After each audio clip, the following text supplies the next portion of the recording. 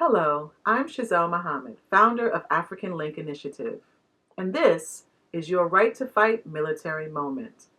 Today, we explore the story of a group of American soldiers who fought bravely overseas, even when their own country doubted them. They were known as the Harlem Hellfighters.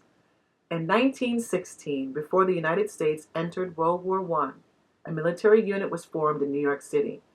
It was called the 15th New York National Guard Regiment.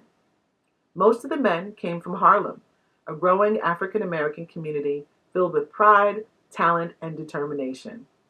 Many volunteered to serve their country, hoping that by wearing the uniform and volunteering their service, they would receive due respect and equality. But from the very beginning, these soldiers faced constant racism and discrimination. When America entered World War I in 1917, the regiment was renamed the 369th Infantry Regiment. Like so many black units at the time, the men of the 369th were not treated the same as white soldiers. They were often given old equipment, they trained less, and many white American units refused to fight beside them. Instead of being sent into combat, the 369th was first assigned to labor duties, digging trenches, unloading ships, and building roads. Still, they kept training, they kept believing, and they kept pushing forward. Eventually, the United States Army made a decision that would change history. Because of racial prejudice, American commanders transferred the 369th to fight under the French Army. Unlike the Americans, the French welcomed them. They gave the Harlem Hellfighters French rifles, French helmets, and French equipment. Most importantly, they treated them as equals. And when the fighting began, the Hellfighters proved themselves beyond doubt. The 369th Infantry Regiment stayed on the front lines for 191 days, longer than any other American unit in the war. They never lost a foot of ground. They were never forced to retreat, and not a single soldier from the regiment was captured by the enemy. German troops, shocked by their courage and determination, gave them a nickname that would last forever: the Harlem Hellfighters.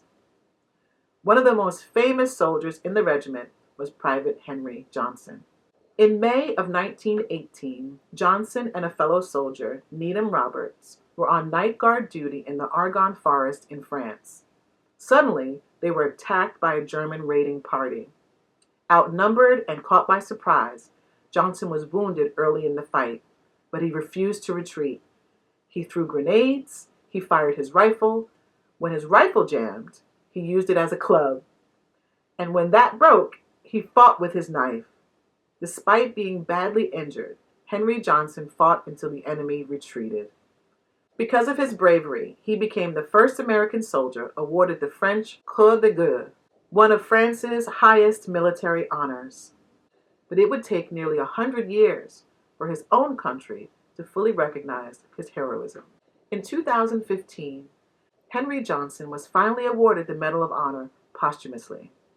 The Harlem Hellfighters earned hundreds of medals from the French government for their bravery.